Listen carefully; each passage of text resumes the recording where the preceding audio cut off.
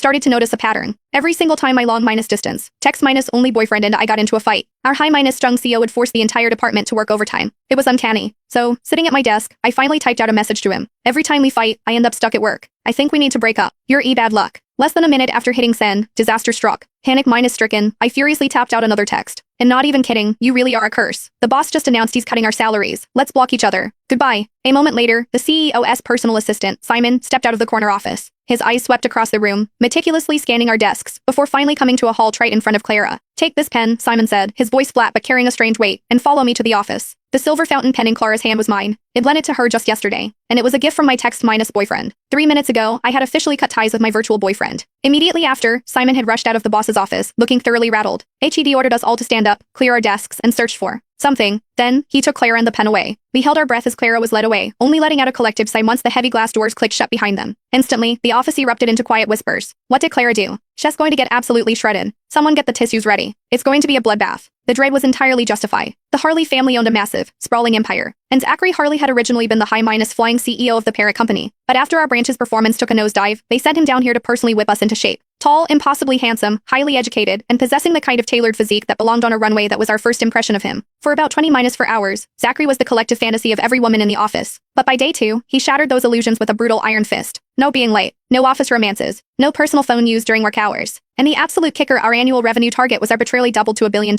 For context, we had barely scraped $500 million the year before. He was ruthless, treating performance metrics like a matter of life and death, moving through the office like a flawlessly programmed, unfeeling machine. People went into his office with forced smiles and came out in tears. If you did well, he expected better. If you fell short, he tore you to shreds without a second thought. He was our resident Grim Reaper. Under the crushing weight of this daily anxiety, I had turned to a coping mechanism, a secret online relationship. It had started as a complete accident. My cousin had gotten a new number, and when I went to add him on WhatsApp, I mistyped a digit. Surprisingly, the stranger on the other end accepted my request anyway. Assuming it was my cousin, I immediately fired off a barrage of random texts. The only response I got was a single question mark. Pissed off, I snapped back, what is your problem? Wanna fight? The stranger replied with another silent. A prickle of unease set in. I tapped on his profile picture and scrolled down. It was completely blank, no status updates, no photos, nothing like my cousin, who posted every single detail of his mundane life. My stomach sank. Oh God. Cringing, I typed, I am so incredibly sorry. Wrong number. Can I buy you a coffee to make up for it? I sent him a quick Venmo of $5. He immediately sent back 50. Intriguing. I decided I liked him already. After a few more exchanges, I realized there was something uniquely captivating about him. Despite never having met, we fit together with an ease that felt almost predestined. We didn't share names, photos, or occupations. We were looking for a connection of the mind, a sanctuary from our real lives. Eventually, we drifted into a relationship. Even without physical presence, it was understood that we belonged to each other. He was sweet, mostly, though he had a sensitive streak. HE'd get brooding like Wyatt if I took too long to reply, or if I forgot to text him goodnight. If I'd eased him too sharply, HE'd go cold. And every single time he went cold, Zachary Harley would suddenly order us to work late. It was the most bizarre,